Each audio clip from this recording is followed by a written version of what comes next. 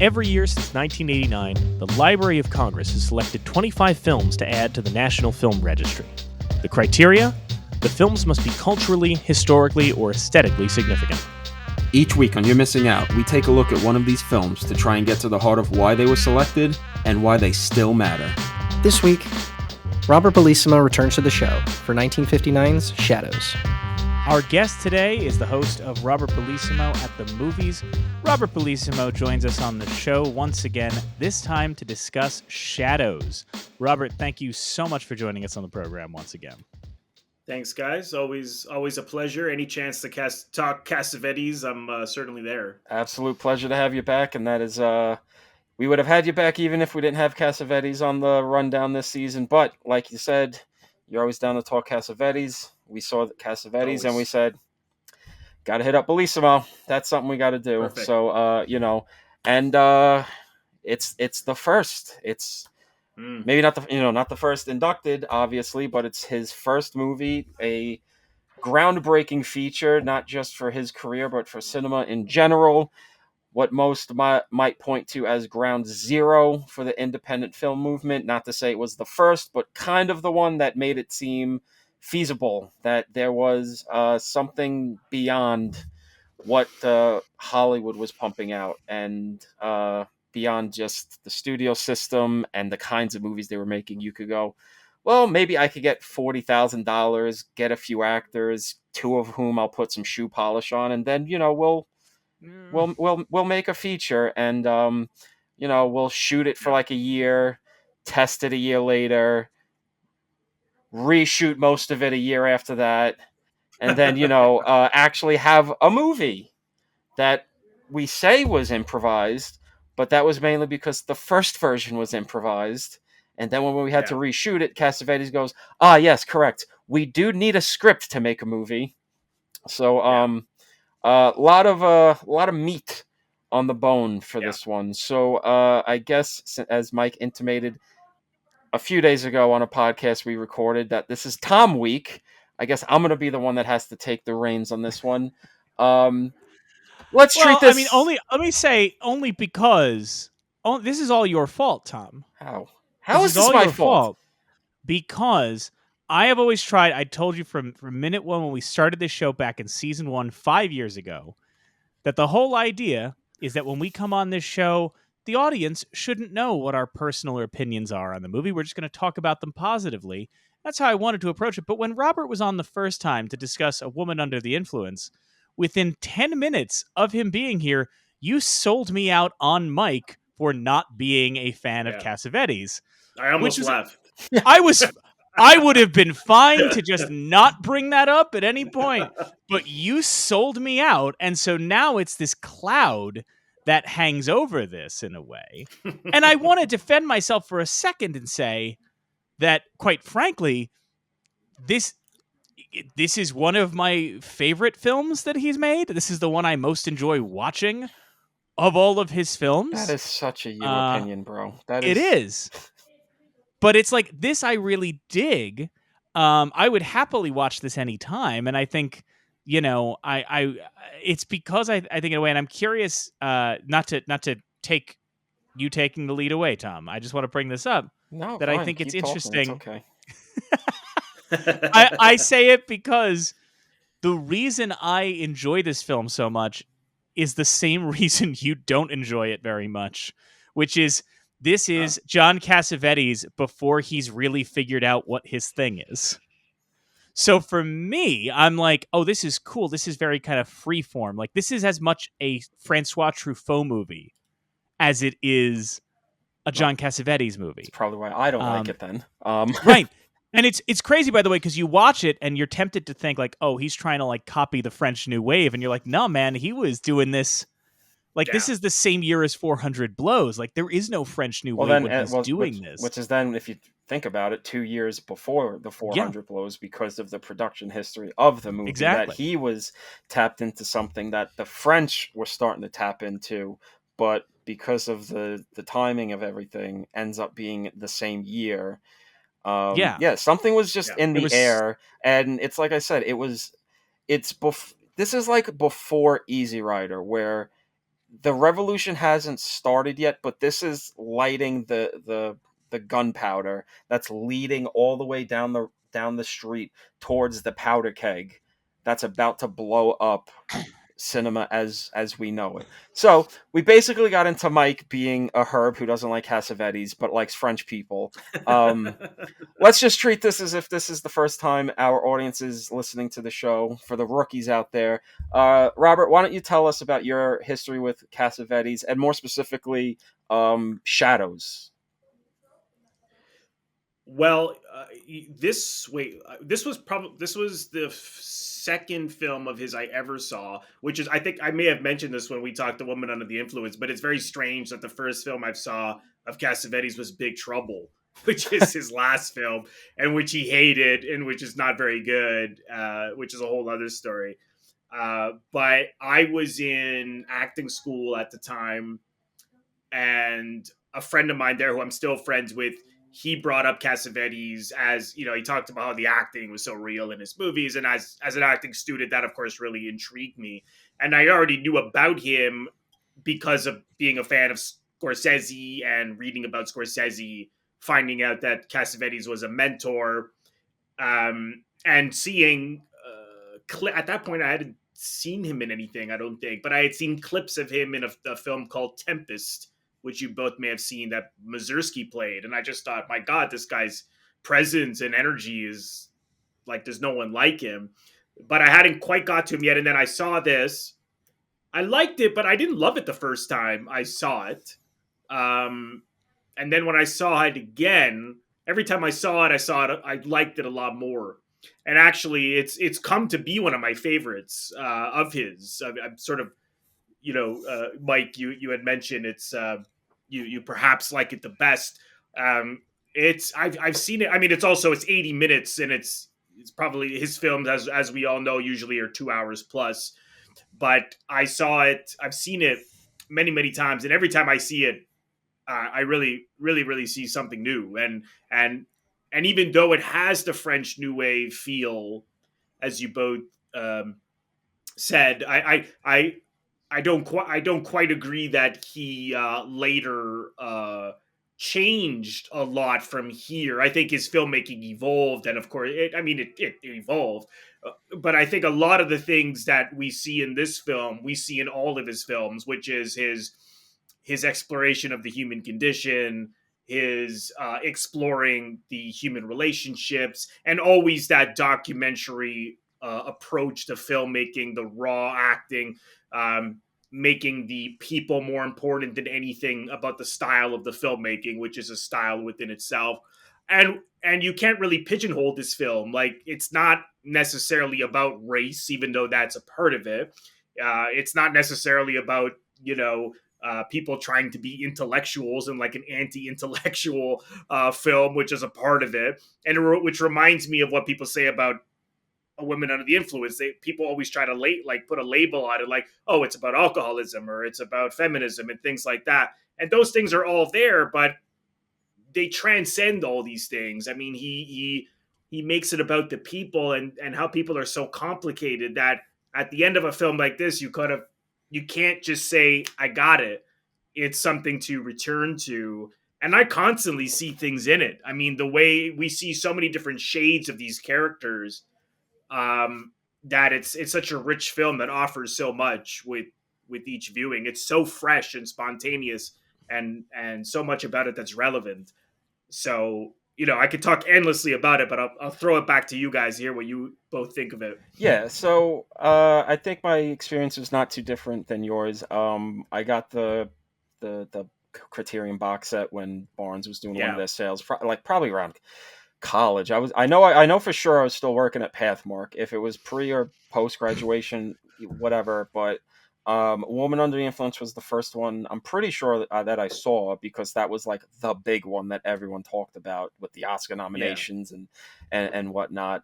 And it kind of knocked me on my socks. It hit very close to home, and he's not the kind of filmmaker where you can kind of just breeze through his movies in like a week and like, oh, I'm gonna watch all of his movies. Like, no, like, they're heavy, they're long, they're not pleasant as much as you can derive pleasure from them in a way. They're not like, ooh, life affirming, like, let's go on to the next one. It's, so took some time, but then I think Shadows was the second one I watched, because then I was like, all right, let me go back in order and watch them, no matter what the span of time is between them. I'm gonna like try to watch them in order, or at least order as I had them, because then there's single releases like Love Streams and Husbands that weren't in the box sets, but that's another story. Yeah. And I remember watching and be like, okay, I don't really love this, but I can see why, like, it's an important movie, and I could see like it as the Rosetta. Like, I can see how he got from Shadows to A Woman Under the Influence without even having seen Husbands or Faces. The stuff in between.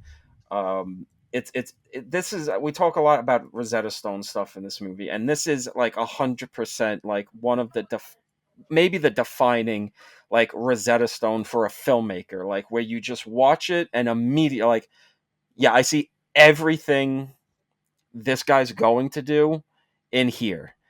The quote unquote messy politics of it, which is just him being real and showing real characters, and things aren't, black and white, even though the blacks are white in this one.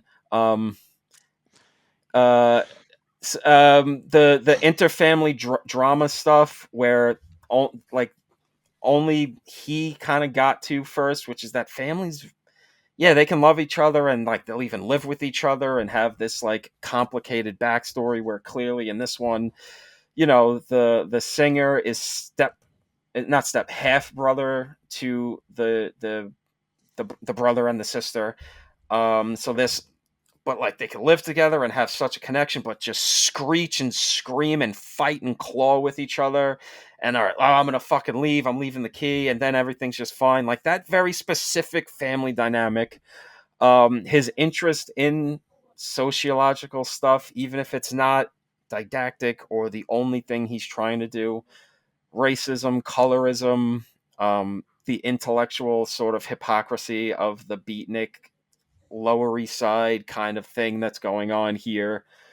Like you just see so like very clearly within 80 minutes, like, oh wow, if you there's no confusing that this guy makes the movies for the most part. Maybe not Big Trouble, maybe not those other two studio movies he makes after this where he's like, fuck the studio system. But yeah, this is like, for whatever, I may not like the movie, I don't hate it, and I truly appreciate it for pretty much leading us to not just the pictures at a revolution, but just Cassavetes in general, because like we got some great stuff from him, not just directing but acting, so he can make money to direct. I don't know if he's doing the Dirty Dozen. I know for sure he's not doing The Fury if he wasn't looking for some cast to make a movie. I love The Fury, don't get me wrong, but John does not seem like the kind of man who appreciates the goopy nonsense of one Brian De Palma. So, yeah, he was not a fan of working on that either, especially when they had to blow his head up. Yeah, well, John, I hate to disagree with you on this one, buddy, but maybe the greatest final frame in cinema history. John Cassavetes just exploding into camera. What a God, Brian, what a guy. I think it was the only good review Pauline Kael ever gave him was for his performance in The Fury. I'm not sure what she thought of his acting in other films, but she hated his movies for the most part. But she liked him in The Fury. So a lot of stuff coming out just from this one movie. So I don't know. Do you want to break format from the last 10 episodes we've recorded and do the Amanda's intro now instead of 50 minutes into the episode? Sure, we could do that, and I'll talk about my. Well, I thought we kind of. I don't remember the first time I saw Shadows, so I'll talk more on that after the clip. But right now, do you want Tom? Now that you're queuing it up, do you want to say the line? Do you remember the line? I don't know the line. Well, before we talk anymore about what we think about Shadows, Amanda, hit the button. God damn it. But let's hear what the National Film Registry had to say. Here's what the Library of Congress thought about Shadows. Shadows. The making of John Cassavetes Shadows was the culmination of an almost 3-year filmmaking process as unorthodox and full of surprises as the film itself. Begun in early 1957, Cassavetes' feature directorial debut was a 16mm, later blown up to 35mm, experiment executed by a crew of mainly novice technicians and unknown actors. The plot focuses on Ben Carruthers, and Lelia Goldoni, light-skinned African-American siblings passing for white in 1950s New York. Cassavetes' style, distinguished by personal expression and character study, and devoid of rigid structure, was already apparent in this early work that poetically treats race and identity not as sociological discourse, but as a sort of free jazz. So I think that's interesting because obviously it evokes the idea of free jazz, and you listen to the score of this film, it is very jazz influenced, right? It's very Beat Generation influenced. Even if he's critiquing the Beat Generation, he's still aware of it. He's still reacting to his surroundings, and I think that's kind of where I'm not in counter to what you were saying, Robert. I mean, I hear what you're saying, that this film has a lot of the themes and the elements that he would later explore. But I think, to me, what I feel watching this in contrast to his other stuff is it's kind of like, you know how if there's a musician, like a famous musician that you're really into, if you go back and listen to their first album, it's a little different, right? Like if you go back to Prince's first album, you're like, I hear Prince in it, but some of these songs Prince would never do, right? They're not Prince songs as we know them. Or like when you go and find out that Billy Joel's first album is like heavy metal, right? When it's like this thing of like the debut album, in rare cases, the debut album is like, oh, they figured out exactly what they are, like the Sex Pistols or something like that. But in most cases, that first album, you're like, okay, they're figuring out, this is an artist who can sing a bunch of different styles, who can do a bunch of different types of music. And then at a certain point in their career, they figure out, oh, this is the Rolling Stones sound, right? And they reach a certain point where it's not to say they can't do a song that doesn't sound like a typical Rolling Stone song, but they make an effort to do that, right? There's an understanding of like, this is what a Rolling Stones song is. And what I think is so interesting is that pretty much any other Cassavetes film, excluding, as we mentioned, like the Burt Lancaster, Judy Garland one, and the other one, the two that come after Shadows that I don't remember. Yeah, Too Late Blues and A Child is Waiting. Yeah, those. Excluding those, every other Cassavetes film you could put on, and knowing nothing, you would go, "Oh, this is a Cassavetes movie," right? Like this is the idea of what a Cassavetes movie is so solidified that Elaine May can make a perfect John Cassavetes movie with Mikey and Nicky, right? Like she can kind of just capture that energy. Shadows, you can, if you put it on and you tell somebody this is John Cassavetes' first movie, they'll go, yeah, I see that. But if you don't tell them that may not be their takeaway, because this is still a guy figuring out his sound. And thematically, a lot of this stuff is going to carry through, but also he's trying a bunch of different sounds. Like I said with the Prince thing, there's a couple of songs on this record that he wouldn't necessarily play the same way, right? And some of that is, evolution as an artist. Some of that, I think, is also, let's be honest, John Cassavetes in 1957 is essentially grabbing a bunch of people and going, trust me, man, I'm hip to the Negro and I know their experience. And by 1960-something, he goes, I should not have thought that. I was wrong. I did not have as firm a grasp on this as I might have thought. Well, It's funny you say that, because I don't necessarily think the issue with the movie is that he doesn't have a grasp on that topic. I think he shoots himself in the foot with the casting of the subject, because I think there's some very well written, well observed stuff about a family dealing with not just racism, but like the colorism and the othering that comes from that specific type of racism that is pretty well observed, but it's very hard to take it seriously when it's these two white people. I mean, look, no, I'm not suggesting that this is one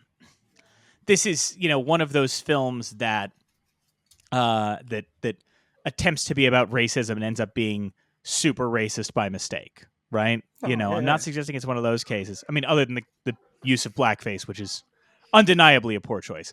But what I do think is it's a case of like what you do see, and we talked about Woman Under the Influence, right? But this is true for a number of his films, Killing of a Chinese Bookie too, things like that.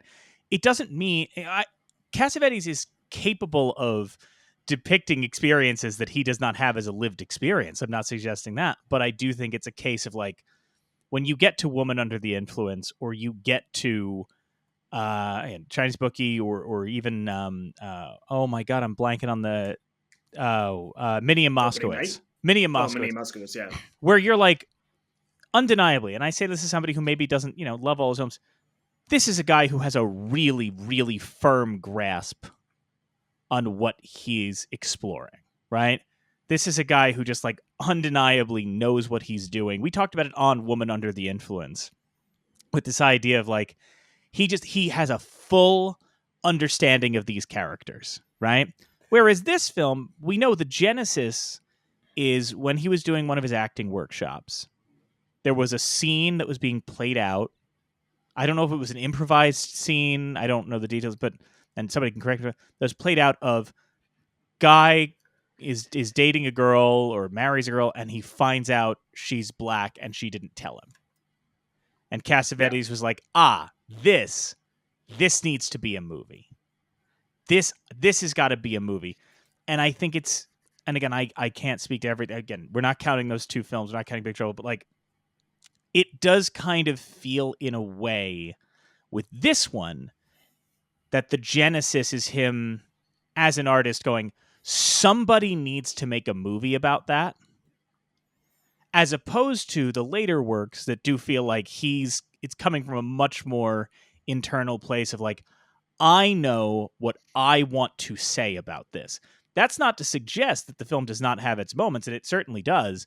And those moments were probably, we can't say for sure, but, were probably honed from doing a fully improvised film and letting, especially, black actors improvise these scenes and then going, oh, yeah, I got to put that down on paper. I got to do that. Because there are, like Tom, you said, not just well observed about racial dynamics, but even things of a moment that I really love is when the boyfriend is after his initial reaction where he's going to leave because he has an appointment, he says, right? When he's trying to make it up, right? And he's like, no, we'll go get breakfast. We'll all go get, lunch or whatever. The brother walks over, and I think any writer would feel the temptation to make it either a bigger scene or a more dramatic scene of like either he's yelling or he's like trying to play it cool. And instead it's just the brother going, all right, I want you to leave now. All right, I don't want you to hurt my sister. I want you to leave.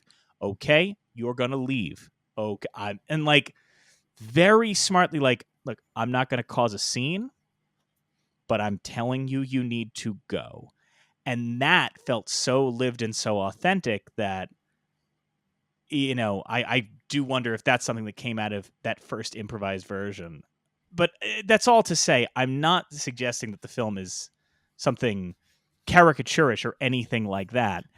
It does just feel a lot more exploratory than, and a lot more coming from a, let's just kind of feel it out and see where things go than necessarily the more controlled and honed films that he would later go on to make. Well, I think we only think that his later films are more honed and controlled is that, one, he's done this a few more times, so he's got the process down, and two, the movies are longer, so he's got more time to fully explore these things and not have it kind of feel clipped the way this movie feels. I'm not saying I needed like a different ending or like resolutions and whatnot. I like that it's a movie that's just like, here's a slice of a slice of life thing, and boom, it's over. And maybe this kid is done actually drinking around the city and being a dope or whatever. But here it is. Like, there's no. I think having the longer runtime is good for his whole style, because it needs the room to breathe and just find all of those angles. And 3, I think this movie's missing his troupe. I think not having, other than a brief cameo from Jenna Rowlands and Seymour Cassel and Cassavetes himself, I think this is really missing the crew. I think him having his troupe and knowing them so well and finding the stories that allows them to explore things within themselves and not force them into to doing things that are outside of their realm. Having Gazzara, having Peter Falk, Jenna Rowlands, himself, Seymour Cassel, giving them this runway and knowing what they can do, having the trust in them, instead of this bunch of unknowns, kind of actors, not really. I know fucking Lelia was in the Pacific. She died a year ago, 2 years ago. She was still acting. But fresh faced rookies, not the best. He doesn't work with them again, I don't believe, unless like Lelia was in something. She was in his TV show, Johnny Staccato, but not in any of the features. Yeah. There was also a big. You guys probably read this, but there was a big falling out over the profit share here, because when he did manage to get it distributed in '61 in England by British Lion, they all thought, "Where's our cut?" Because it was like a profit share. But as I don't know if they knew this, but he had poured like 20 grand of his own money into it. So he went into such debt that he's like, there's no profit. It's going to clear up but I can see why they may have thought that he was ripping them off, because he was making a lot of money off Johnny Staccato. So, I mean, maybe he could have cut them in anyways. I don't know but I think he did have a falling out with some of them. But it's interesting for me to hear you guys' perspective. I mean, obviously now we know better. Even if a character is half black, we're not going to use someone who's maybe like, because I mean, Lelia Galdoni's Italian. She's like olive skin, like, I mean, kind of like I am, a little darker. Ben Carruthers, I'm not sure what his background is, but he's also olive complexion, not blacks. So yeah, no, I don't think he has an olive complexion. I think he has stuff on his face that they added to make him look black, and it's not great. I said to Tom, Robert, because we've all got vowels at the end of our last names. We know how this works. I said to Tom, watching Ben Carruthers in the film, the makeup job they do on him doesn't even look like blackface. It looks like the makeup they would do in vaudeville to do crude Italian stereotypes. You know what I'm saying? Funny, because I never even know. I mean, I must be completely naive or ignorant, because I never even noticed that there was a lot of. Now I want to go a lot of makeup on his face. Now I want to go look at his face in color in the Dirty Dozen just to compare, because he's in other movies, but the only thing I remember him in is Lilith and Dirty Dozen. He died fairly young, and so did the guy who played Rupert. I don't, I mean, I have the picture of him. I don't know if you guys read the Carney book, which is all about the making of Shadows. I have not, but I should have. It's a short book, but a lot of the stuff in here about the making of this film, I highly doubt you could even find on Google. Mm-hmm. For example, Lelia Galdoni and Tony Ray weren't even supposed to be in it. It was supposed to be two other actors in his workshop. And what happened was his partner in his workshop, Burt Lane, who's Diane Lane's father, was supposed to be the producer. And they disagreed totally with what John was going to do with this film. I don't know what that disagreement was. And then he's like, "You're out then." And, so then he cast them instead. I mean, I don't know if they were maybe, Tony Ray this character's meant to be white. I don't know if she was actually a black actress. But, obviously we know better now than at the time. It's funny, this film doesn't get a lot of flack for that. It is funny that it doesn't get a lot of credit. Yeah, it does, because I mean the fact that you both say that there's makeup, I have never I mean, I must be totally ignorant because I have never noticed that he has a lot of makeup on his face. Well, it's funny because I don't think they even do anything to Lelia. I think that's just not like, really. Oh, she's Sicilian, so that's close enough. I guess the thing that sticks out to me though, and I made this note as I was watching it, the thing that gets my goat about it is it's not just a matter of like, well, we know better now. There is a part of me that just sits down every once in a while and goes, well, like anytime you hear the argument or see the argument of like, well, he was making a low budget movie, he had to kind of get the actors he could get. I'm like, yeah, man, but you're trying to tell me you could not have found light-skinned black actors in New York fucking city? Come on, man. Like this was, I think the thing that gets, the thing that strikes you a little bit at times is you kind of feel like, I texted Tom this a little, a little sarcastically, but I'm like, do you think at one point during the movie, like John is turning to Rupert Cross and being like, don't worry, man, I really think it's important to speak about the struggles that, colored performers deal with in this industry, as he is painting a white person's face with shoe polish. You know what I mean? Like, it's a thing where it's like, it's a little bit like I'm not sure if he even was because John was not political in that sense. I mean, he had political opinions for sure, but I don't think he was necessarily even thinking that much about, we're going to make a film about the relationships between black and white people. I think to an extent he was. But I mean, there were so many reasons as to why he did this. For me, it's one step forward, one step back. I mean, who else was doing a story where even two of the main characters were black leads? The Rupert and Hugh. Touch of Evil gets criticism for Charlton Heston playing Mexican. Robert, we know we literally just recorded an episode on Touch of Evil 3 days ago. Yeah.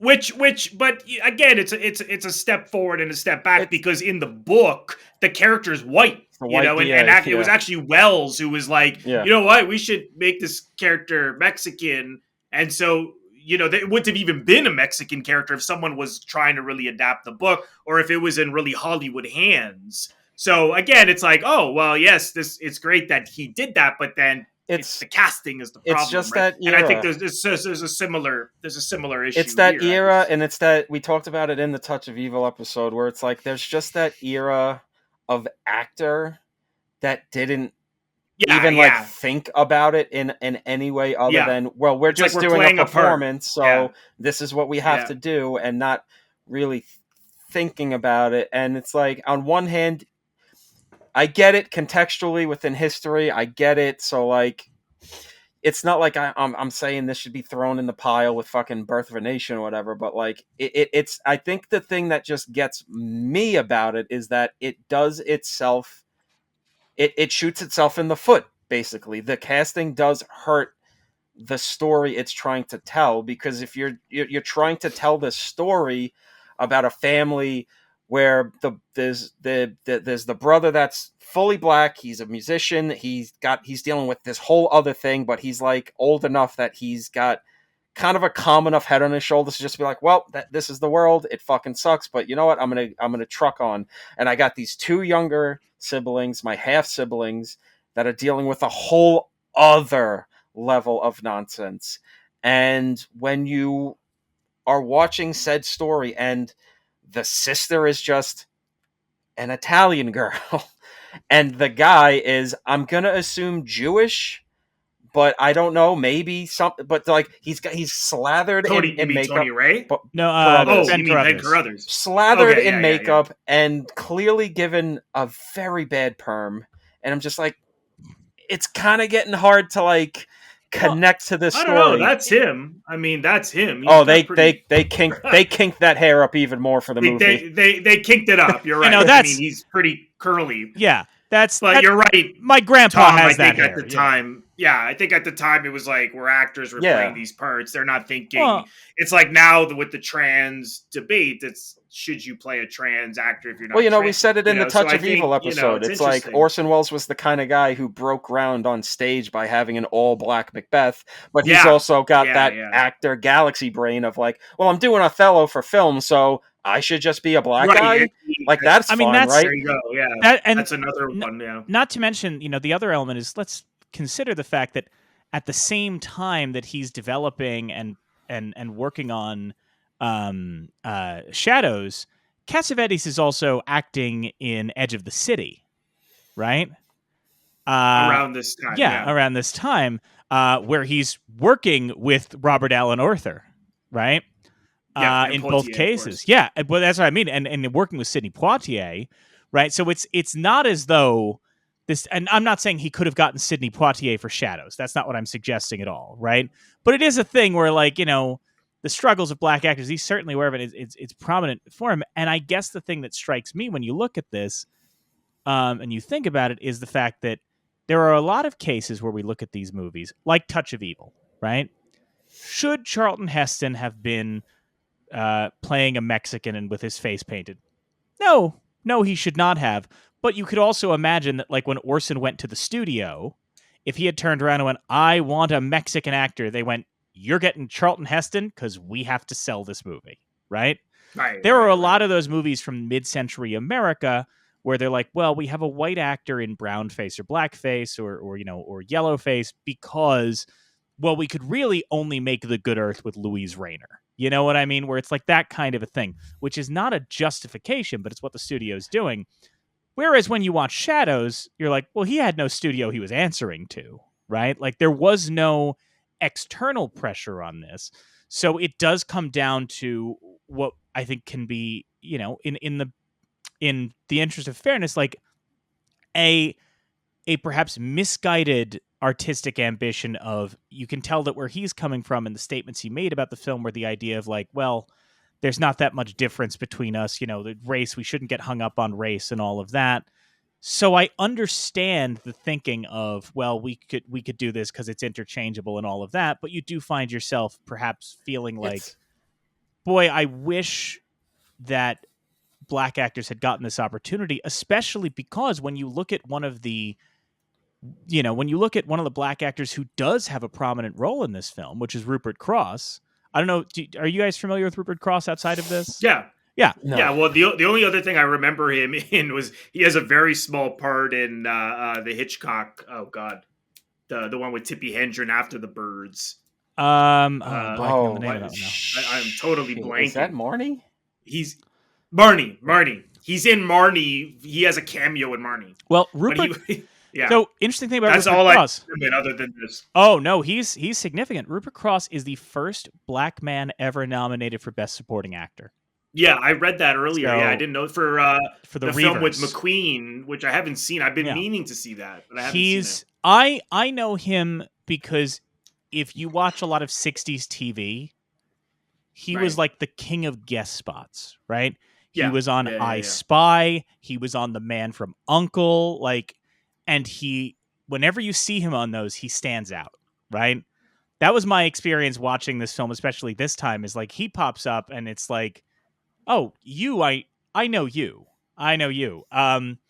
So, and this is something where, he does this film, and I'm not suggesting like off of this film, he suddenly becomes a star or anything like that, but it is a thing where you look at it and you're like, right, this is an important figure, an important black actor in this film. By the way, fun fact for anybody wondering, speaking of, he was on I Spy, right? He did a lot of these spy shows. His final role, I've been trying to track this down and I can't find it. He was the co-lead in a 2-season long sitcom with Don Adams from Get Smart. Oh wow. It was called The Partners. It was from like 1972. Man, TV And was pretty crazy. Like it's funny right. to think about like the streaming era now, where it's like, oh, have you heard? Like when any of our parents like, hey, are you watching blah blah blah on the streaming app called Slorpty Dorp? And you go, no, never heard of it. And they go, yeah, Frances McDormand, she's in it and she's great. And you're just like, there's a friend like, when did this happen?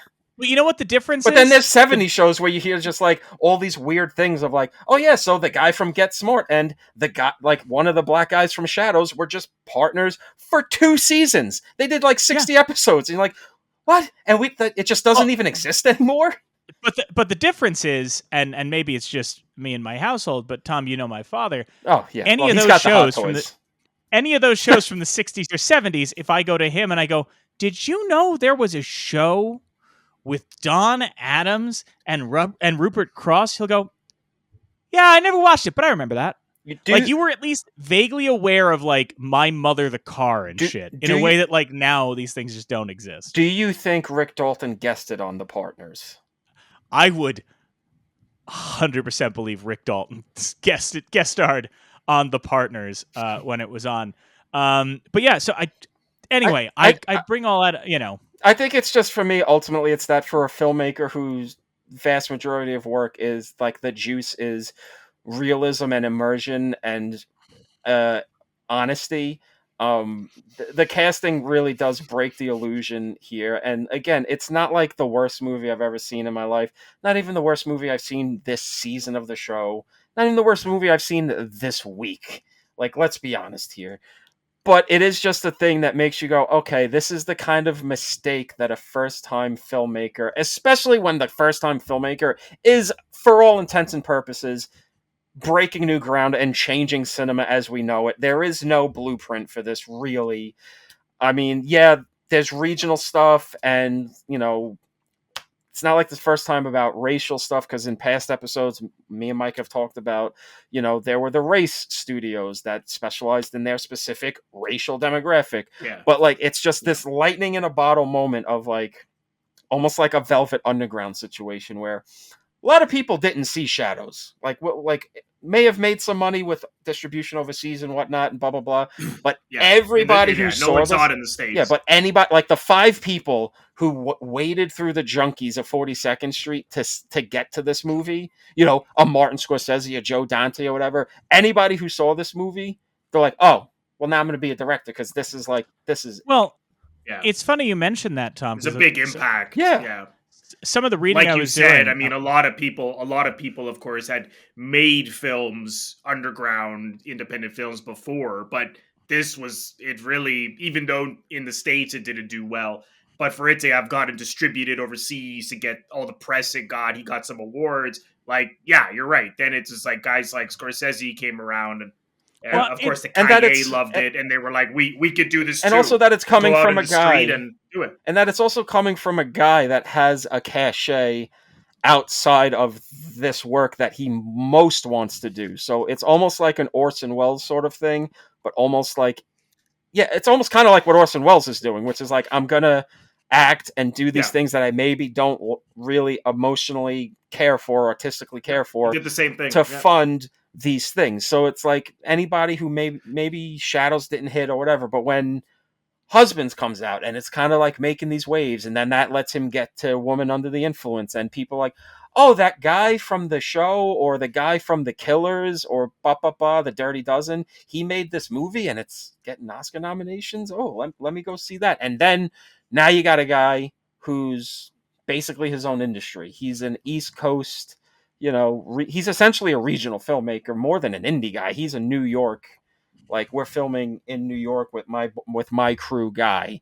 And it's like just this confluence of things that came together that I don't think somebody that wasn't an actor on successful TV shows was going to get the next step after this the way this guy does. Because at least it's like, oh, well, we know Cassavetes.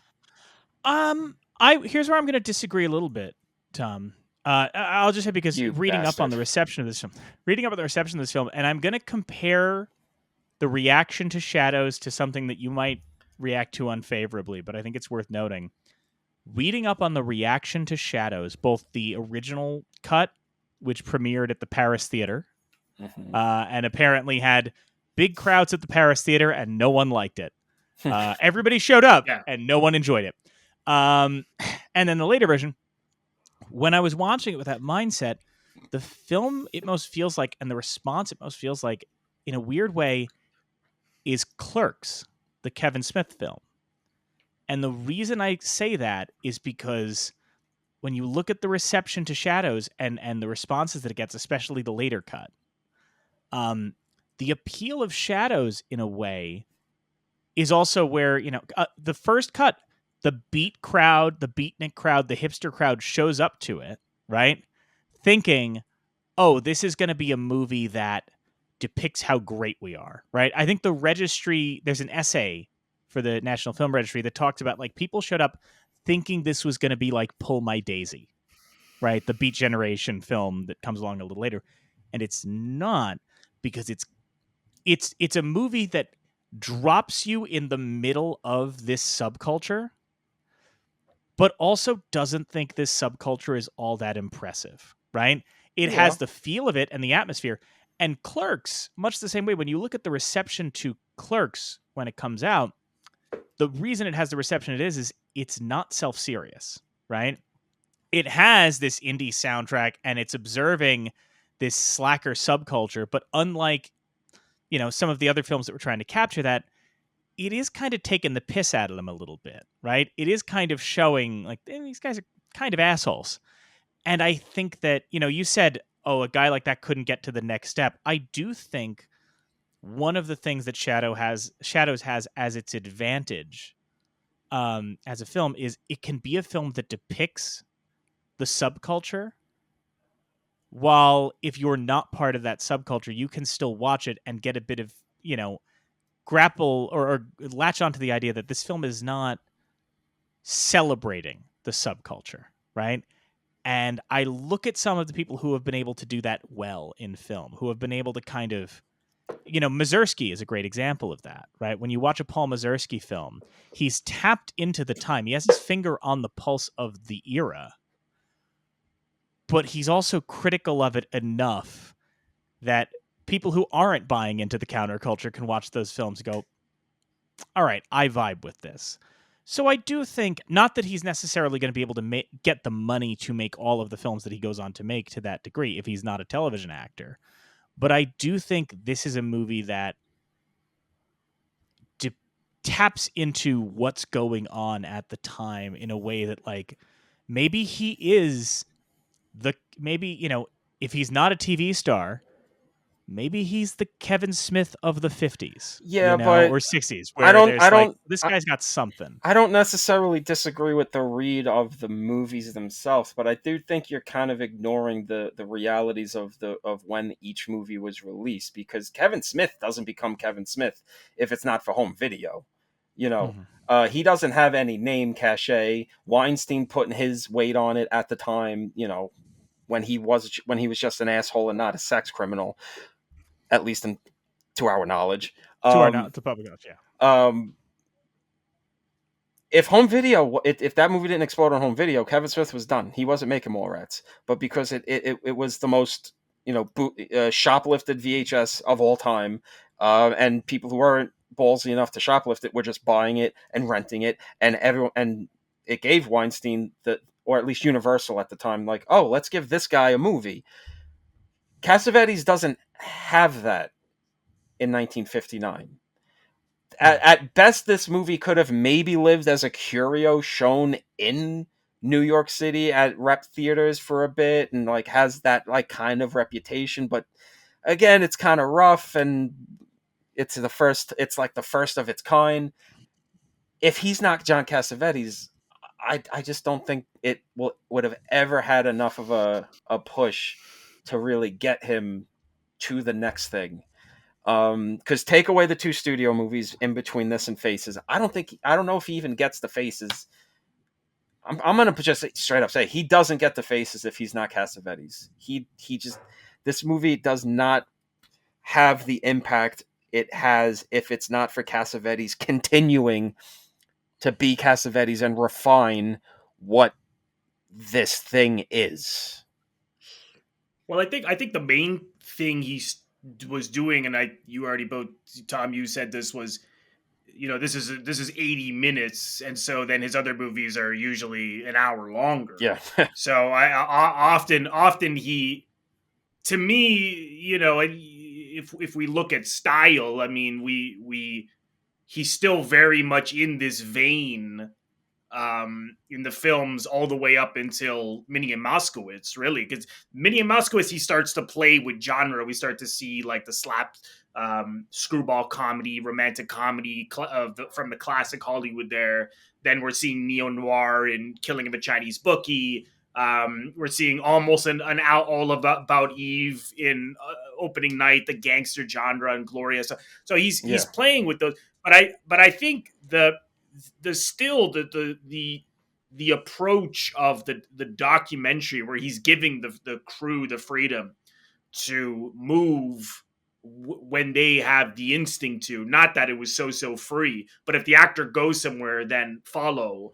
And so you see like some of these that's why they're very hard to analyze technically speaking, because it was so organic based on what was happening with the crew, with him, with the actors, where people were going and capturing the moment. And I think you really see that throughout. And I think, again, here we're seeing like he was an idealist, and all of these characters have that arc of where they learn something. And you see that in all of his movies, these people with these problems, and they overcome them, not necessarily overcome them, but there's hope that they're going to overcome them. With Rupert,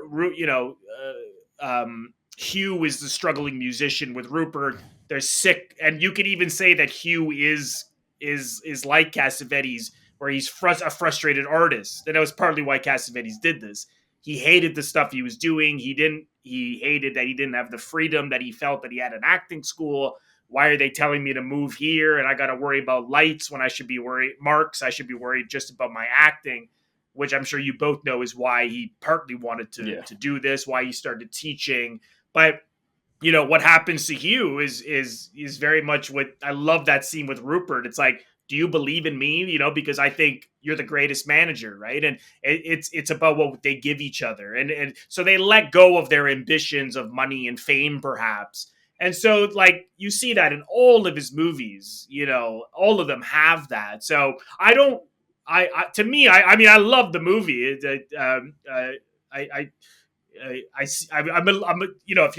I see, Tom, you don't necessarily share in the enthusiasm of it, which is fine. But to me, it's so Cassavetes. Listen. We'll shift into a little more positive mode here, because, like I said, I don't hate the movie. I did just want to get into that sort of Rosetta Stone first movie, and like how, while it may be important in the grand scheme of things, judging it on its own, it might, there might be things left to be desired. But I do think there is plenty of good in here, and I do genuinely think the stuff that really does hold it back for me is the casting, and mainly the two white people. But I think there's a lot of great moments, like Mike's pointed out before, the scene where Hugh is like, "Listen, buddy, just get out." Does it just that under the like radar subtle thing of like, I know why you're acting this way. She may not be able to realize it, or she's purposely ignoring it. I know what's going on. Right. Get out. Yeah. It doesn't have to get bad. Just get out. The scene with Hugh and Rupert, great little moment. A little proto Scorsese moment of Ben and his friends hitting on some girls, and then some tough guys come in and like, hey, you talking to our fucking girls? Yeah. You talk to our girls? And you get a little Scorsese moment in there of these guys getting their asses kicked, and it's just like, oh, that's just boys being boys. I think there's a lot of really, and like I said, I do like those little moments of maybe somebody, quote unquote, better could have focused on them, but I do like that Cassavetes just lets it happen, and you then think about it later. The little moments of acknowledging colorism, and that it's not about quote unquote racism. It's that there is a segment of the population that can pass, but then once the truth of their history comes out, it then becomes almost like a mind fuck for them, because that almost seems like the ultimate kind of guiding light of this story, is that Ben and Lelia are kind of two artists in the wind because they don't know who they are, and that they live in a world where they can, her more than Ben, but they can kind of just drift through life, and everyone thinks, oh, look at these artistic whites, that look at them being free spirits, and then here's the brother, the full-blooded black brother, and it's just like, oh, now we're going to treat you differently. So I think all of that stuff is like really like I do like that stuff, and like you said, for the time to there's the frank sexuality stuff in it that's very fresh for the time, but just that that it's not a quote unquote race film, because none of this is didactic. None of the characters look at the screen and say, my whole life I've been treated differently because I'm half this and I'm half that. It's just here's a slice of life, and here's the things they have to deal with, and here's some well observed moments, and then peace, we're out. I would liken it to. Oh, sorry to cut you off, Mike. It just before we maybe move on from that, but that scene. What I love that year, I agree. I mean, that scene is so when the way Tony reacts to finding out that she's whether she's half black or just whatever the intent was at the time, or just she was light skinned, is if you notice that we discover all of those things at the same time. We as the audience discover everything that the characters are discovering all at the same time. Whereas in a conventional film, off the top, as you both know, they will give you a sense of what people are already like. So then when we kind of know how they're going to react later to an extent. But here, I mean, that comes as a total shock, because up until that point, Tony was quite sweet with her, and he was compassionate. Even the way she reacted to losing her virginity, he wasn't offended, or he was really, I mean, he was quite the gentleman, I thought. And then to see that other shade, of him, that he was sort of like, that he reacted that way, was quite, and that's a big part of the film, is that people wear masks, right? And the way Lelia is with Ben and her friend and his friends, where and David, the guy she's dating, as she's trying to impress him and be more sophisticated. She's not like that when she's alone with Hugh earlier. So I love, because we're different with different people. The way I am now is not necessarily how I'll be with my wife later, or I'm always like this, or at work. It's okay. I mean, so I hate to jump in with a disagreement, Robert, but for me, like, I think there are signs of how Tony is going to be before that moment, insofar as, initially when we're introduced to him, we're certainly introduced to his naivete, because we're introduced to him talking to that dancer, right? In that great little like pocket scene where he's talking about, well, what do you do? Do you dance ballet? And she says, I'm an exotic dancer, right? And he seems to not know what that is.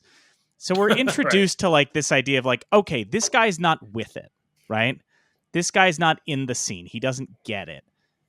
And then we can quibble about necessarily how he responds to her reaction to losing her virginity. But the first thing she says is, I didn't know it could be so awful. Regardless of what you think about the moment, I think one of the smartest things that they do in that scene, quite frankly, is, no matter how he's reacting in the aftermath, that first line already indicates to you, like, my note during that was, what the fuck happened? Like, and I don't mean that as in like, in just a way, but like, I think it's very smart in a way that scene plays out in such a manner that you don't know whether her saying, I didn't know it could be so awful, is she reacted poorly to a normal course of action, or this guy is, you know, he had some, you know, some shit went down, and then in the post-coital clarity, he's much calmer. Got that I post do nut. think, See, you know what I'm saying? Like, Yeah. it's very like I- it's. I think that throughout the film, with the introduction of, you know, from Tony's introduction, no, you're right, Robert, as far as what you were saying, or I mean, I not you're right. I agree with you. I don't want to say like there's right and wrong. I agree with you insofar as like no, there's a traditional right and film. wrong. That's how movies are. There's right answers and wrong answers.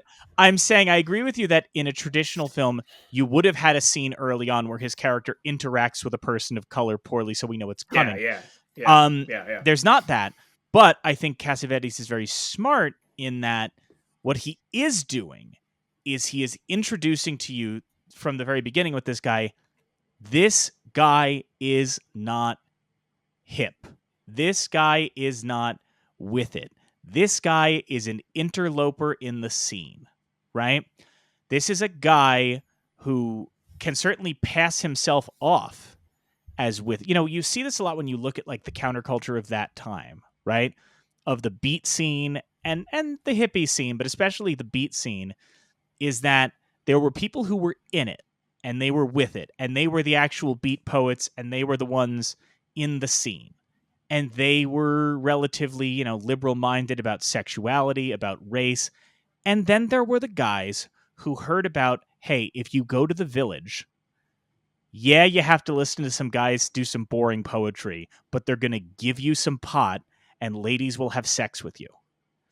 And there were a lot of interlopers like that, and Tony is an interloper, right? She doesn't know that. The people at the party don't necessarily know that, but Tony is an interloper. So he comes into this thing thinking he's got a grip on it. But again, he doesn't even know what an exotic dancer is, right? Tony is nowadays, to put it in New York parlance, Tony is the guy whose parents pay for him to move into the brownstone in Brooklyn. And in week 1, he's calling in noise complaints about the family downstairs. You know what I mean? Like, that's Tony.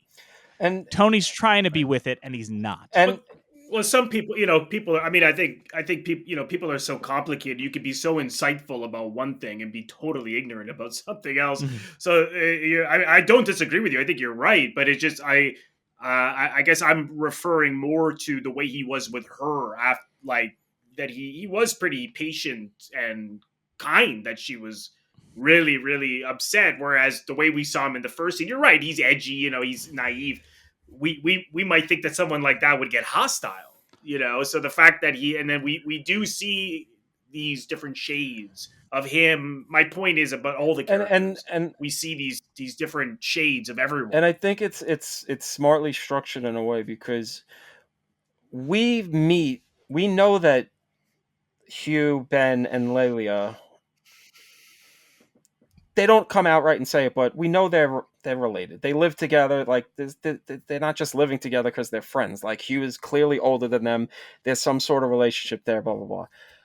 And with Tony, they never say it, but he's just introduced, and you sort in this party, and you just sort of figure like, okay, so I guess he's just one of the guys that's around, and he's taking his crack at Lelia now and whatever. So you don't really think that when Hugh walks through the door that in that scene that it's going to be a problem. You just assume like, all right, this guy's around. He probably knows him. If he doesn't know her, he probably knows Ben, or like he knows them from other people. And he must know that they're black or half black, however you want to put it. And so it's just almost like a great reveal of just like, all right, even if you're, like Mike says, an interloper, you don't know he's an interloper. So you got these people around and you think they're cool. You think they're this. And then all of a sudden, bam, their true colors show. And, you know, I could kind of make fun of the scene a little bit because the way he reacts, you can almost see his eyes bulging out and going, black. But, you know, I do think there is an honesty there, especially for the time. I'm sure that happens today still. We live in a fucking world where Nazis run the country. So I think, you know, of course. I think the honesty, Tom, to your point, is not, it would be comical if how he initially reacted is how the scene ended. Yeah. Right? But the honesty in it It's is the that, brother. yeah, he has that well, beyond the brother, it's that he has that reaction, right? Of like, I got an appointment. Yeah, no, I told you, I got an appointment. By the time he gets to the doorway, Tony has realized whether or not he's overcome his prejudice, like he has realized, I made an ass of myself back there. Yeah. I fucked and this he up. starts Yeah. he starts doing Yeah. the it's like he's going, oh, that was I shouldn't have reacted. So he starts doing no, we'll all go out, it'll be fine, we'll all go out, we'll go do whatever, we'll go do this, we'll go do that. That's what feels the most sincere about it. If I may, I want to talk about, because we're talking about favorite scenes. Okay. Yes, you may. Please continue. I want to talk about my favorite scene, even though it's a scene that I watch and I feel a little dicey at points. So one of the interesting things about this, and I was going to say, to me, what this film, to not to do another music analogy, but watching this film, it's like listening to like the Bob Dylan basement tapes, right? If you ever listened to like the Dylan basement tapes, it's a great album, but it's an album where like some of the stuff, a lot of it is just him playing ideas, and he never finishes them, right? Yeah. The famous example is, if you listen to the basement tapes, there's a point where it's just everybody's jamming on instruments, right? Dylan is muttering verses where he's just like, rock me mama like a wagon wheel, right? And that's the chorus, and that's it. And it's like a messy jam session, right?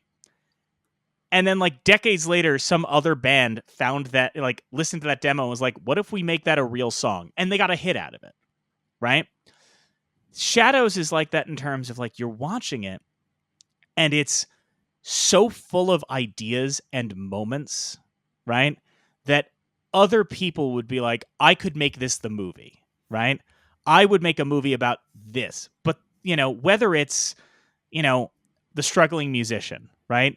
Whether it's anything that, they're just it's just ideas, and they're just these concepts of ideas. And that to me is emblematic in the moment of, in the midst of this movie that is a character piece, right? That is really about like these actors and these characters. There's a moment of guys just exploring the sculpture garden at the Museum of Modern Art and debating the meaning of art, right? There's this moment, and again, shot on location, which I really love, especially because, in a really remarkable thing to me is like, they walk into that sculpture garden and I'm like, it still looks like that. The statues are different now, but it still looks like that. And you find yourself in these moments, again, it's ideas. It's ideas and conversations that some are going to be explored all the way, and the others, like those Dylan basement tapes, are just going to be a guitar riff and a verse where like they're all standing by that nude statue, right? And it's just the guys kind of razzing each other, being like, would you want to go out with that? Would you want to marry, whatever it is, that kind of back and forth.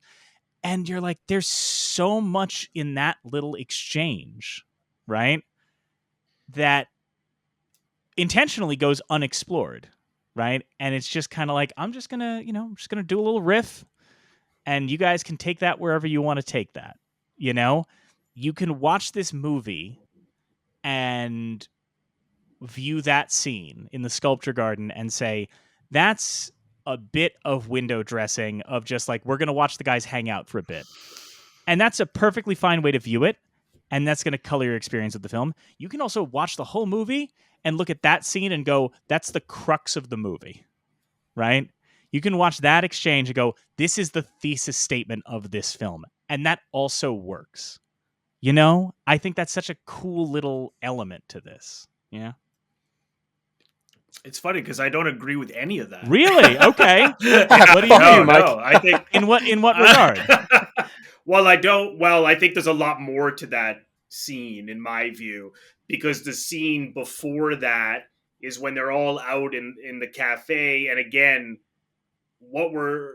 this is maybe a good segue into like the beatnik intellectual part of the film, is that David, who Lelia seems to have a romantic relationship, or that they're just started dating, he says to them, you guys need to go out and get interested in what's out there, and you guys need to be doing this, that, and the other. So he's sort of the he's that type of I love intellectuals. I mean, don't get me wrong, but he's that type where, like, the hypocritical one, where, like, they're putting down others for not being in the know as they are. So the way I felt about that is because you see, like, Ben says, "Oh, not that beat stuff," and I never picked up on that until the last viewing. He goes, "Oh, don't give me that crap." But obviously, that made them so insecure that the first place they go to is the museum. Why would they go there other than this guy's make it? Because they're all drifters and aimless. They talk about being musicians. You never see them play anything, and so they go there. And what one guy's trying to prove to the other one, yeah, we should grow here and look at this. And what does he say? That's the stuff that professors used to teach me in school, and they failed in life, and it's a bunch of crap. So they get so insecure, that they go there, and the masks are also. I know Carney writes about this in the book. Is also a metaphor for the masks we wear in life and the different sides of our personality. So I think there's a reason why sometimes he's literally lingering on Ben, just gawking at these masks. But I've never felt it. I mean, surely it has the jazz influence and the improvisational feel, as they all do, down to Mingus doing the great score. But I've never felt it was it was unexplored ideas. I never feel like, oh, this should be longer. I just feel, to me, that he really nailed it, and he always loved it. Well, I want to be never clear. Say, that was. I'm not suggesting that he's in that it's a failing of leaving things on the table when I say that. What I mean when I say unexplored is rather, I guess, a better way to say that, so that it's not seen as a negative, is more the idea of, like, it's not harped upon. It's not beaten to death, right? It's putting something out there in a moment and giving the audience something to chew on, giving the viewer something to chew on, rather than belaboring the point. Well, that's what he did later. That he would like hang on something for like 8 minutes, so he would really put you through it. Whereas here, he's not doing that. But I mean, for me, it still completely works, because we have a large cast with various problems, and it flows quite well for me, from one character to the next, to two characters, like in the case of Hugh and Rupert. So it's interesting for me to hear that. Well, I want to make sure that's clear. Mike. When I say that about it being, a series of ideas, when I compare it to the Basement Tapes, I mean that in a positive. I want to be clear. That's not me saying that this is a failing of them. Oh, okay. No. We may not know.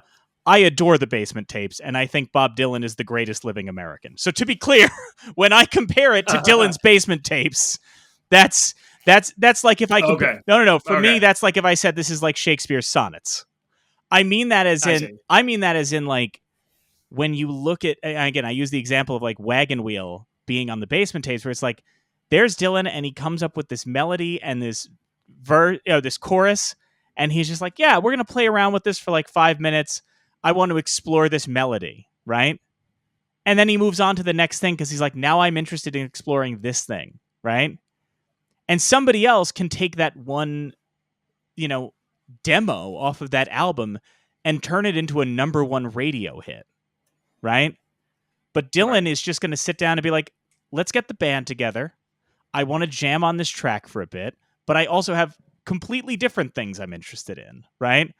I'm not interested in just writing the number one country hit. I want to get together in the basement with the band and some of the Grateful Dead, and like, yeah, today we're going to do like a 6-minute song about a cowboy. And tomorrow it's going to be this very somber love song. I have a lot I want to explore. And I think in this film, it's not. It could have been. Somebody could have made an entire movie that is just a debate about the nature of art, right? But this movie is not interested exclusively in that subject, because right. when you look at, like we talked about, that scene of them in the bed and talking about, like, losing the virginity and what that experience is, that is not necessarily something that the person who sets down to make a movie about the nature of art, they don't include that stuff, right? They find it maybe irrelevant to the plot or anything like that. But this is a case of, this is a guy who sat down, who looked at the world around him in New York City, who looked at the beat scene, who looked at the art scene, who looked at the jazz scene, and not to put it in, the cliche lyric, but like, as we said up top, there's something happening here. What it is not exactly clear, and I want to try and capture that energy and that spirit. When we talk about the French New Wave, which we've compared this to, that is artists at a particular time in France just trying to capture an energy, right? Capture a feeling, capture a moment. And Shadows is John Cassavetes doing that for late 50s New York in a similar fashion to when we talk about the beats. Like, when you read Allen Ginsberg, that is a guy who's like, it's Howl is not about a single subject. Howl is a guy who is just like, Jesus, there's a lot going on, and I need to kind of figure out how to wrangle that into words. And this is a film from from an artist who is essentially going like, I want to capture this, capture this energy that is going on, and not uncritically either, but yeah, that's more what I mean when I compare it to the Basement Tapes and things like that. Is the idea of like, is the idea of New York in the late 50s has so many different threads that you can pull on. Yeah. I'm going to put together the cinematic version of an appetizer sampler to kind of just go like, there are so many different ways you can go with this, and so many different flavors and so many different feelings and emotions, because that's the other thing. We haven't maybe touched on this enough. This movie's surprisingly funny at many points, like intentionally so. Like I mentioned the scene of Tony with the exotic dancer, but like it is very much like, and the whole thing with with the his films always have a lot of humor and warmth for sure. Yeah, and I mean, the goddamn song, he somehow manages to find the most annoying song in the world to be the song that the chorus girls sing. Oh, right. I don't know. Da, da, da, da, da, da, da. You're like, oh my fucking God. This is like... Yeah. Well, I guess it's meant to be sort of shitty stuff that Hugh has to go and... That's what I mean. It's such a perfect bit, because you immediately, when you hear it, find it taxing. So it's you feel bad for Hugh when the girls come out, but it is funny to, like, intentionally funny to watch his face as this incredibly vapid musical number passes him by. There's oh God, yeah. One of the many great things about this movie, and we talk about this a lot with old movies, is I love seeing New York filmed back then. Just seeing 1950, late 50s New York, unvarnished. It's probably stealing a lot of these shots. For a first movie, it's definitely rougher than the stuff he's going to make later, but that verite style really gives it an energy that just regular studio filmmaking wouldn't have had. I think it's great. I think that's a big help for giving the independent scene a big push that slowly takes hold over time, but once it hits, I think people start realizing there's something to the fact that a movie could either be a lush, lavish movie, expensive thing, or it could be this gritty, down to earth, just exploration of humanity. I really love that about it, and you could still feel his, especially Shadows. I think of anything on films today, the Safdies are definitely worshiping at the altar of Oh, yeah. Cassavetes. Yeah. You could definitely For sure. feel it in Honora. That's Baker's first New York movie since Prince of Broadway, and now that he's got it under his belt for a while, he eventually wins Best Director for doing this shit. It's just got that unvarnished, we're in a real city and we're not making anything up, because the city is its own persona. I think that's all great. I love that stuff. So even if even though it's not my favorite Cassavetes movie, it's got that juice of just like, oh look, just this is what the city was like when my dad was born, or when my grandparents were having my father and my mom or whatever. So just that capturing of history element of it, I think is very important too. Yeah,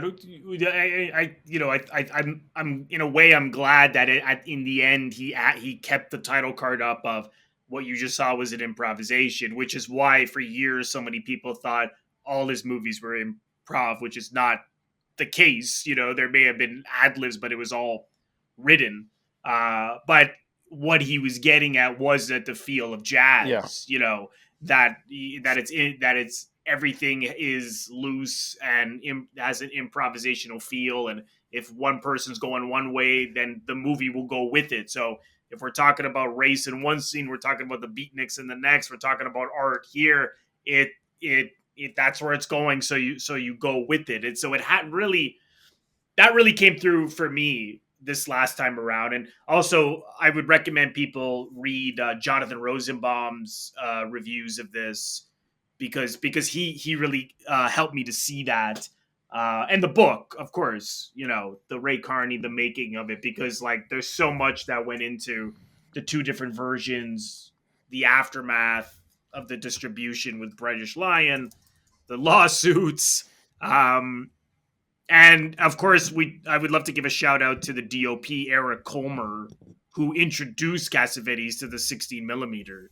So without him, we may not even. I mean, if he, if I'm sure he would have heard about it eventually, but that he was the DOP, and he was a tremendous help on the look and style of the film, which of course the handheld is in all of John's films. So it's that cinema verite thing that helps bring the honesty to his work, that really, when he's really clicking, there's nothing else like it. It's quite the magic trick he pulls off. And I'll just one final thing I'll get into, and if you guys have any other points you want to bring up, hey, nobody's stopping us. We're adults. We pay taxes, or so they think. Yeah. I love the way he explores the themes of colorism and how it affects these characters. The way that Lelia treats her three beaux throughout the movie, and how they treat her. She's starting out with the older white intellectual guy who has no sexual drive whatsoever, because she's a virgin, as we learn throughout the movie. He basically treats her like a pet. And there's something weird and racial about that dynamic. This older white guy sort of, civilizing this young black girl. But then once she meets a white guy around her age who's virile and is all about just trying to take her to Pound Town, she's just immediately like, I'm done with this old fucking guy. I want this young virile guy. Almost, again, no one's saying it, but as if you're going to read into it, so she can continue to pass.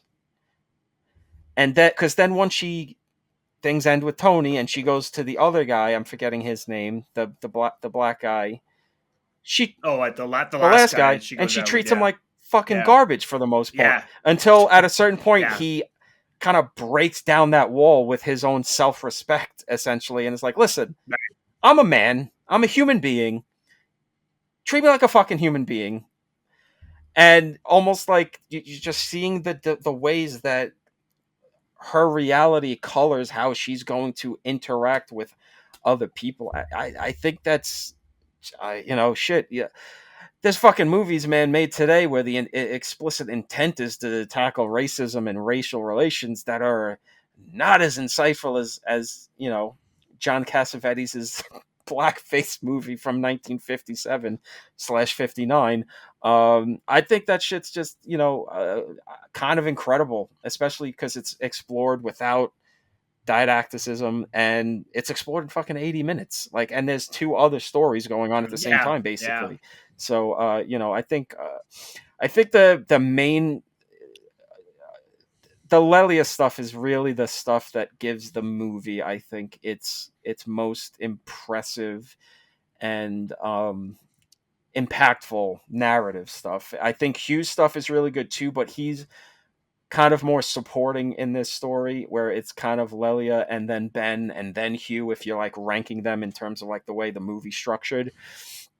I think I think this is because, for better or worse, whatever you feel about the guy, at the end of the day, Cassavetes was a wife guy. Cassavetes has had such a strong insight into relationships. There's that infamous story about filming Rosemary's Baby and how Polanski's being a fucking freak and not knowing how to, talk to women. And he's like, oh, monogamy is a joke. I if I can't fuck a different woman all the time, then I'll go crazy. And John just looks at him and goes, that's because you basically just calls him an asshole. And it's because you've never been in love, you fucking loser.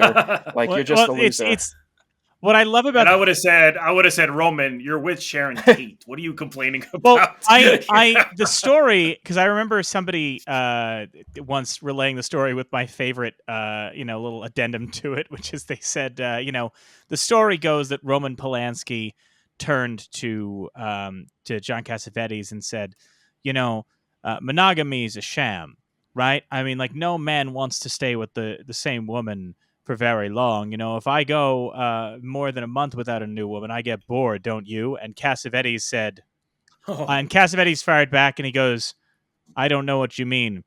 I fall more in love with my wife every single day. And the addendum is, I remember somebody going, and then the director of photography said, can we film? What's going on? What do you mean? Because just the idea of two men standing on a set and one going, well, it's of course monogamy is a sham.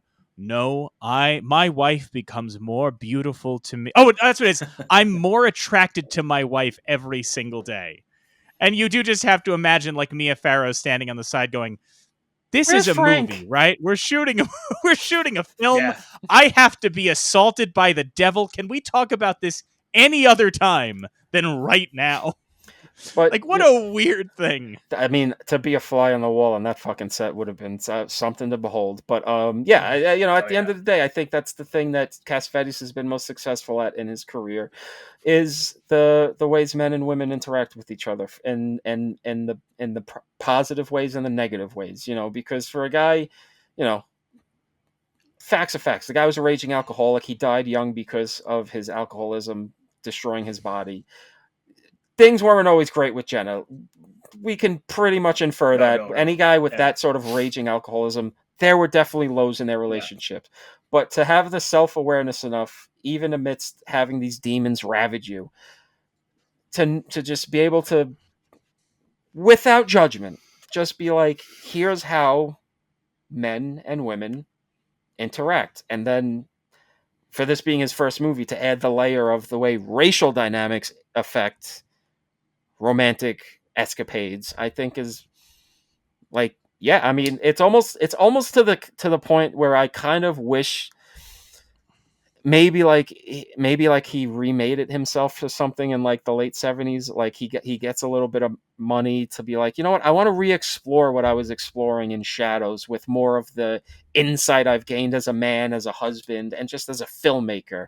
Because I think there's a lot of meat on this bone. And, again, not the worst movie in the world, not even unwatchable. It's a solid, decent movie. It's just not my favorite. I kind of would have loved him to just have that distance and be like, all right, let me really, cast black people. I'm going to have to say that again. Good grief. It's just so fucking funny watching this shit and just being like, buddy, I can see the streaks as you're sweating while you're acting in this movie. But yeah, I don't know. Any other points from the other gentlemen in this chat? I would just say, because I want to make sure I want to let Robert have the last word on this, given that he is our resident Cassavetes correspondent on the program, and Yes. I am but a novice. But I think it's interesting, Tom, that you say that about like, oh, if he remade it when he was older or anything like that. I think you would enjoy that more, certainly. Yeah. But for me, one of the things that's interesting is you mentioned the Lelia storyline standing out to you, and I think part of that is because Lelia's story has an arc to it, right? It has a clearly defined 3-act structure in a way based on the men she's involved with, right? And when you look at Hugh's story or you look at Ben's, I evoke the French New Wave so much, but they are to one degree or another more of a vibe, right? I think one thing I had forgotten, because I had seen this film a long time ago, and when I watched it now, I didn't realize how much it felt like I Alone, how much it felt like American Graffiti, or how much it felt like Diner, where it's like the stuff about Lelia, right, is a story, right? The stuff about Lelia, not, and this is not critical of anything. I'm just saying, like, that is one where you're like, you could sit down and explain to somebody, like, what is her storyline in this, right? What is her arc? Where does she start and where does she end, and how does she get there? And that's defined. Whereas when we're dealing with Ben or Hugh, it's a vibe, right? It's something a little more visceral, a little more guttural, a little more like, I think with Ben especially, you can tell, Robert, you said earlier, like he's the sort of Cassavetes analog, right? The frustrated artist, right? Hugh. I'm sorry, Hugh. Yes, sorry. Hugh is the frustrated artist, right? And you feel that because his sort of place in the film and what we follow is this very internal journey, right? It's much more kind of, it's much more empathetic and connected in that way, where you're just kind of, it's a man just kind of having these experiences happen. And the exchanges between him and the manager or him on the stage or any of that, there's just this kind of, there's an energy to it. There's a vibe, and you're just kind of riding that energy. And I think, to me, watching Shadows, that's part of the charm of it in a way, is that there is this kind of rhythm and this feeling that carries you through it, right? This kind of, again, I hate to keep saying the word vibe, but very much akin to whether it's 400 Blows or Breathless or any of those films that I adore, or like I said, I Alone or American Graffiti, where like, yes, you can tell somebody the plot of American Graffiti, right? Or Diner. Diner's a great example, right? Try and tell somebody the plot of the movie Diner, and they're going to go, why was this a big deal, right? And then you sit them down and you show it to them, and you're like, because it feels like this guy has just reached into the soul of a moment, right? And that you're just with these characters and you connect to these characters in a way that I find so compelling. So that's, kind of to the point of where I wish this movie was longer, because I don't think the Ben stuff works as well, because I think it needs the room to breathe, to allow that vibes stuff to come through. I think he's got an arc. I think he has a pretty easily defined arc. That he's kind of looking at these white wastrels because he wants to pass, and he's by the end of the movie he realizes they're not going anywhere. They're just following their dicks, getting into fights, and just talking bullshit. And he's kind of had enough. He realizes he can't be that guy because he's a black guy. He's not going to be able to get that sort of grace. But I think to have that, I mean, the movies you're referencing are movies focused on that. This is one element of an 80-minute movie, so it feels just kind of like here's like a fully focused thing with Lelia, and then, well, here's Ben and his friends, and we kind of get what they're going for, but it's a little lacking. And the Hughes stuff is great because it's short, it's sweet, you kind of get it. He's the only one dealing with adult problems, which is just like, yeah, I know about all this racist shit, I know all about that, I just want to make sure like just coming to that realization of like, all right, well, I can't be a star, so I just have to like be okay with work, like just like just a grown up thing. And I think that's kind of partially where like, you know, I wish this shit was longer, because Ben stuff kind of where I get it leaves me a little cold. I wish there was more to vibe with that stuff and get more of that scene that they're in.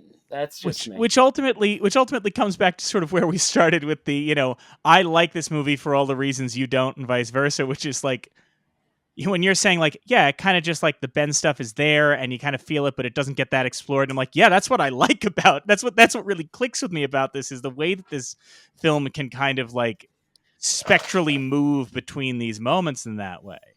Robert, you look like you had something to say. Please don't let me. Well, I think it's. I mean, I agree in part that Lelia's story is more layered, Mm-hmm. but I think one thing that's important is to point out that these are all people in their 20s, so what they're struggling with is a little simpler, and I not that the solutions are what the, you know. Not that it's a simple solution, but I think that the arc of Ben is based, what he says it out, he verbalizes it, is like, I got to stop doing this and I got to grow up. And he basically gets it beat into him, unfortunately. And as I said with Hugh and Rupert, it's like, it's that moment of, we got to stop worrying so much about our ambition and hang on to the moment, because we're missing out on them. And that's Cassavetes' philosophy in a lot of ways, and which he's, you know, you're missing out on the moment because we're spending so much time on the bad moments. And so their arcs, they're just, he does it in a way that it's simple, and to me it works. And Lelia's is just, there's more characters, she has a more there's more of a variation. I would agree that there's a more but it doesn't necessarily make me feel like I want to see more from the others, because I think the simplicity in it works well. You know, I think also with Ben was that he was disturbed about finding out that his sister experienced some sort of racial attack or something, when, you know, Hugh says, oh, that's just something with the races, and I think that's why he gets violent with that woman at the party, and he's in such a bad mood. Again, that's really up to the audience. But that's how I always saw, you know, the differences between the three, if we're looking at arcs, so to speak. Well, don't necessarily disagree. Do you have any other final points you wanna get home to our audience before Mike quizzes me? That's all I wanted to say. But sure. You know, other than thank you both for the opportunity to talk about Cassavetes again, because you certainly had perspectives I hadn't thought of, or opposing views. So I enjoyed the challenge of being challenged, I suppose, which is great, because I hadn't really thought of some of the things you had all said. So I didn't have anything else to say. So then, unless you both did. So then, winding down as we always do, to provide some, you know, context of the year, and I'm going off of 1959 release, not 57 release. Tom, how do you think Shadows did at the Academy Awards that year? 0. Yeah. So that is true. Not surprisingly, this scrappy little indie film was not recognized in 1959, and it's extra comical when you look at what was. Not that they're bad films, just like, this is maybe the biggest year of big years Oscar-wise. So imagining Shadows in contrast is wild, because the Best Picture nominees that year, no nominations for Shadows. The Best Picture nominees that year were Anatomy of a Murder, The Diary of Anne Frank, The Nun's Story, Room at the Top, and the winner, Ben-Hur. It's pretty big. Oh, so, God, of course. So the biggest year, just everything's big. Even the small films are big in the Best Picture race. But I do want to point out, If you were in Europe in 1959, you could have gone to the cinema and seen Hiroshima Mon Amour, The 400 Blows, Shadows, and Chabrol's The Cousins. So, Whew. what Classics. a time at the movies. If you're French. The times they were a-changing. See, I can reference Bob Dylan too. Yeah, all right. Well, on that, Robert, before you do your plugs, did you want to also name a Bob Dylan song just to complete the circle? Just pick one out of a hat, just to round it out. First one that comes to mind, Lay Lady Lay. There we go. See? All right. Which I just found out was written for Midnight Cowboy. Mm-hmm. Yes. Which I never knew that. Yeah. That was supposed to be the Midnight Cowboy song. I forget why. Did it get rejected or he didn't finish it in time? Yeah, it got rejected. Yeah, Schlesinger, they really were keen on everybody's talking. Gotta be real with you. Right call. Despite my love of Bob Dylan, that movie is a funeral dirge if Lay Lady Lay is the song that plays as John Voight crosses the street. And yet that's just a miserable time. And yet somehow Bob Dylan fits in a Peckinpah movie. Pat Garrett and Billy the Kid. Love it to death. Somehow that works out. But we've closed the loop. We've all talked about Bob Dylan in various aspects. Robert, is there anything you would like to plug before we bid adieu? Well, if people want to check out my YouTube channel, they can go to youtube.com/Robert Bellissimo at the movies. So I call the channel an exploration of cinema. So I do movie reviews. I do interviews with people who work in the film industry, and a lot of interviews with people who write books on film. So that's the crux of the show. And if they want to follow me on social media, just go to linktree.com/Robert Bellissimo at the movies, and my YouTube channel and all my social media handles are there. Yeah. The guy's got a great show, folks. And, when he'll post stuff on Instagram or whatever about the new episode, sometimes there'll be like a guest and I'll be like, what the fuck? How the fuck did he get this person? Listen, I'm not going to toot the horn this hard, but it's not like he's got Spielberg or anything, but sometimes it's just like, wow, he got like a really fucking cool actor or a writer or whatever. I'm like, God damn, this dude's laying down the law. Good for you. He's still doing the good work. Bribing works. Bribing works every now and then. Hey, payola makes the world go around. I've been lucky. I will also say on that note, if we're throwing out endorsements, one of the I can't even remember which episode it was now, but there was some episode that Robert put out, and I just remember like the weather was nice. I cracked open a window, kicked up the fireplace, put it on the TV, laid back, and it was just like the most chill stretch of time. Robert on his own show is such a very just a great conversationalist when you're interviewing people, when you're talking to people. Well, he does that on when he's on this show. It's just on this show, it's a chaotic mess of me and you just getting into a fight like two cats in a bag. That's because I don't mean to be that way, but it's a fact. We need to acknowledge it. We talked about Shadows and Rays and all that. It doesn't need to. We put too many Italians on camera and mic. Eventually, it gets loud. It just happens. That's just what happens. This does break my rule that Italians shouldn't be allowed in public. Yeah, I think we've broken the loitering rule. If there's more than three at a time, you're a gang. If you keep us talking too long, it eventually becomes all right. Who's northern and who's southern? Are you and Napoleon? How does this go? Well, it eventually gets there. You keep us long enough, we start talking about our favorite salted meats, and it's just Robert, it was an immense pleasure as always. I can't wait for people to actually listen to this episode. Which, if they're listening to me say this, they already did. So good job, Tenet. We're going to have you back. We'll figure that out probably sometime at the end of the year, beginning of next year when we're figuring out season 6. No Cassavetes, so we'll have to figure out something for you. I know it'll be tough. There is another Cassavetes in the registry. But probably later, but it's right? not for a little... Yeah, I think Faces gets in later. Well, And either I think way, that's the only one. well, either way, left. we'll reach out to season We could 6. talk about others. Yeah, of course. Well, you did letter of letter from an unknown Yeah. woman, which I really enjoyed. So and well, listen, if we want to extend to his acting career, Edge of the City just got in like 2 years ago. So Oh, I didn't even know Faces that. was Yeah. inducted I in love that movie. 2011, Yeah. so quite a while's off. We'll be filing for Social Security. Quite a while's off. But with that, we say adieu, and as Kenny Omega says, goodbye and bang. But also, everybody else, stick around. You have to tell people there's more to this show. Well, you do that. I'm not. You think I'm okay? You think I everybody pay else? Everybody else, stick around. We'll be right back with our picks for the National Film Registry.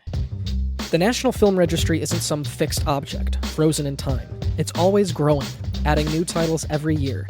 These annual selections are made by the National Film Preservation Board, with members like Martin Scorsese, Alfre Woodard, and Leonard Maltin, and representatives from organizations like the Academy, the DGA, and the AFI coming together to debate and decide.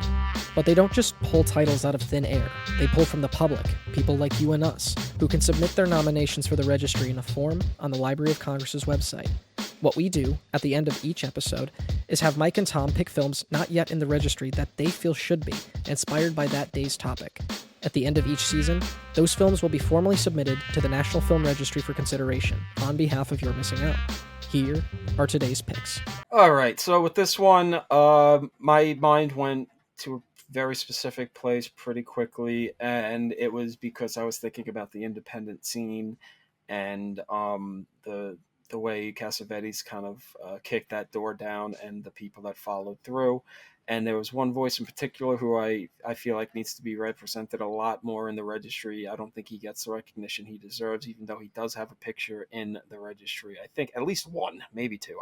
Probably just the one, though, because the registry can have some blind spots. And it's one of his lesser-known movies, but I still think important in the growth of him as a filmmaker, getting to what's either his best movie or his second best movie, depending on where you fall on this. My mind went to George A. Romero, and I wanted to put in his movie. There's some. Let me double check because there's like different fucking titles. There's Always Vanilla. It's his second movie after. It's his first movie after Night of the Living Dead, so his second movie. It feels almost more like a first movie than Night of the Living Dead, because that was like kind of just like this perfect thing that happened, and then it took him a while to sort of recharge back up to superstardom with Dawn of the Dead. Even though Martin is a pretty great movie, but I'm landed on this one because it kind of feels similar to Shadows and Faces in a way, in the burgeoning style and the independent scene. It's also about relationships and the relationships within that era of like the free love and the hippies and the 70s and all of that stuff and blah blah blah. It just kind of came quick to me, and I just wanted to double check I didn't pick it at some point, and I didn't. So I think this is a pretty interesting little movie. I think Romero's one of the most important filmmakers of the last 60 years or so. Night of the Living Dead is in many ways as important, if not in some circles more important, than a movie like Easy Rider. It is like the independent movie that kickstarted independent cinema in many ways. So George Romero needs more respect, and I'm putting up this there's Always Vanilla to be in the registry.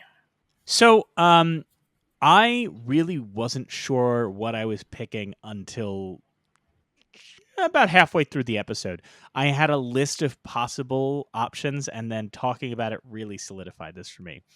I mentioned this film in the episode, and I evoked a couple of movies that I felt this was very similar to, and a couple of American films that I felt were similar to Shadows, and obviously things like Clerks and American Graffiti were in the registry. But another film I referenced is not, and I wonder if it ever will be, because I think it's a film that was huge in its moment. And I don't know if later generations have the same affection for it. part of the reason I want to put this up for the National Film Registry is the fact that I want it to be preserved as an important canonical film because it is great. It's a remarkable work. And similar to Shadows, it's a directorial debut. And similar to what I like about Shadows, it's very vignette based. It's capturing a moment. I mean, when the film came out, it was praised for the fact that it basically had an ear in the middle of a social scene and captured it so well. Though unlike Shadows, it's not cast with unknown actors. In fact, it's filled with people who became some of the biggest stars of their time. Mickey Rourke, Steve Guttenberg, Ellen Barkin, Kevin Bacon. I'm talking about Barry Levinson's 1982 film Diner. Diner, if you haven't seen it, seek it out. It's such a special little film that, again, is in line with the Ivy Delaunay's and the American Graffitis. It just captures an energy of a particular era of Baltimore, a particular group of friends.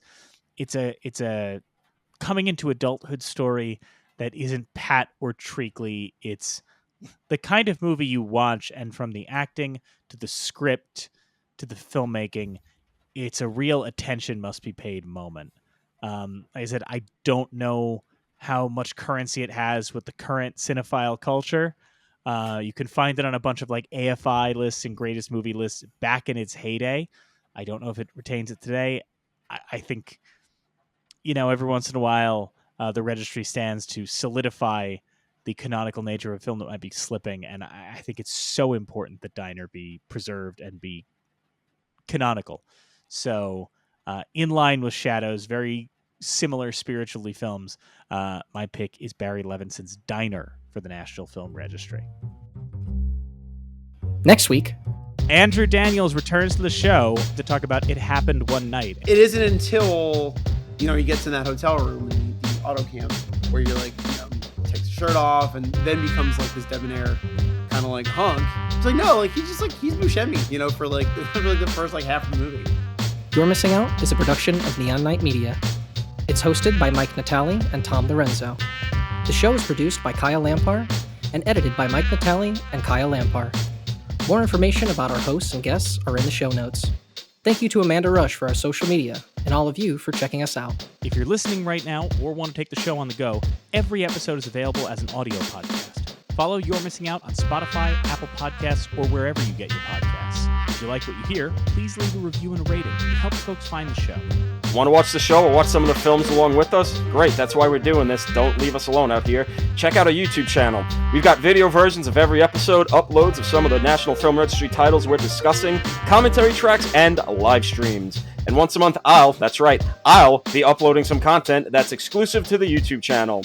So be sure to click subscribe and hit that little bell to be notified as soon as new stuff goes up. Because, let's be fucking real, I ain't sticking to a goddamn schedule. So thanks for joining us, and we'll see you next time. And we'll see you next time. And you'll see us next time. Because we don't watch you, you're watching us.